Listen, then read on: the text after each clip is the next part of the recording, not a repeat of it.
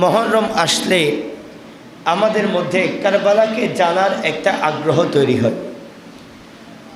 কারবালাকে জানার, আমার রসুলের আওলাদ কিভাবে নিজের জীবনকে বিসর্জন দিয়েছেন সেটা জানার একটা আগ্রহ আলেমদের মাঝেও আসে, আওয়ামদের মাঝেও আসে।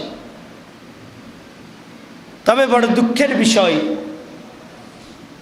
এই ব্যাপারে অথেন্টিক বইয়ের নাম না জানার কারণে আমাদের অনেকের ঘরে জনপ্রিয় সাহিত্যিক মীর মোশাররফ হোসেনের বিষাদ সিন্ধু নামে একটা বই আমাদের অনেকের ঘরের মধ্যে আছে।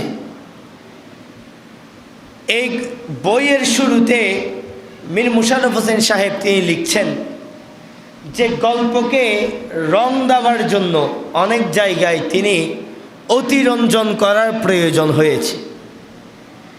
এই অতিরঞ্জন করতে গিয়ে অনেক জায়গায় এমন অনেক কথা নোট হয়েছে যেগুলোর সাথে ইতিহাসের কোনো সম্পর্ক নাই। অনেক জায়গায় এমন অনেক শব্দ চয়ন হয়েছে যেগুলোর সাথে আকীদায়ে আহলে সুন্নাতেরও কোনো সম্পর্ক নেই।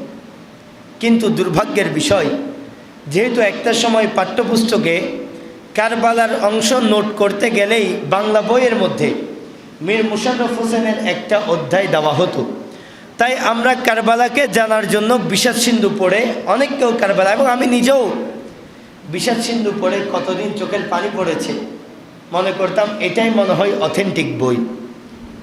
তো অনেক ঘরের মধ্যে আছে, আমাদের মাদ্রাসার ছাত্ররাও অনেকে এই মাস আসলে কারবালা নিয়ে স্টাডি করে। তা আমি অনুরোধ জানাবো, আমি একটা বইয়ের কথা স্পেসিফিকভাবে আজকে বলে দিচ্ছি, যে বইয়ের নাম হচ্ছে শামে কারবালা। শামে, আওয়াজ দিয়ে বলি, শামে কারবালা। লিখেছেন খতিবে পাকিস্তান আল্লামা মুহাম্মদ শফি উকারবি রহমতুল্লাহি আলাই, যাকে খতিবে পাকিস্তান বলা। আর এই বইকে বাংলায় অনুবাদ করেছেন জামিয়া আহমদিয়া সুন্নিয়া আলিয়ার সম্মানিত মুদাররিস, আমাদের অসংখ্য আলেমের উস্তাদ মৌলানা হাফেজ মোহাম্মদ আনিসুজ্জামান মাদ্দাজিল্লুল আলী, আল্লাহ হুজুরের হায়াতের মধ্যে অফুরন্ত বরকত দান করুক, সবাই বলি আমিন। আমি অনুরোধ জানাবো, আন্দরকিল্লার মধ্যে গেলেও এই বইটা পাওয়া যায়। তো যাদের প্রত্যেকের ঘরে থাকা দরকার, কারণ আমাদের ছোট ছোট বাচ্চারা যখন বই পড়বে, আপনি যদি শামে কারবালা তুলে দিতে পারেন, ছোটবেলা থেকে আল্লাহ রসুলের আওলাদের মহাব্বত অন্তরে চলে আসবে। সেই কারণে প্রথম থেকে উদ্যোগ নিতে হবে। আমি অনুরোধ জানাবো, একটা বই, আমরা পড়ালেখা থেকে অনেক দূরে, একটা বই যদি আমাদের ঘরে চলে আসে, তাহলে আমাদের আওলাদরা আওলাদ রসুলের বিরোধী হওয়ার কোনো সুযোগ নাই।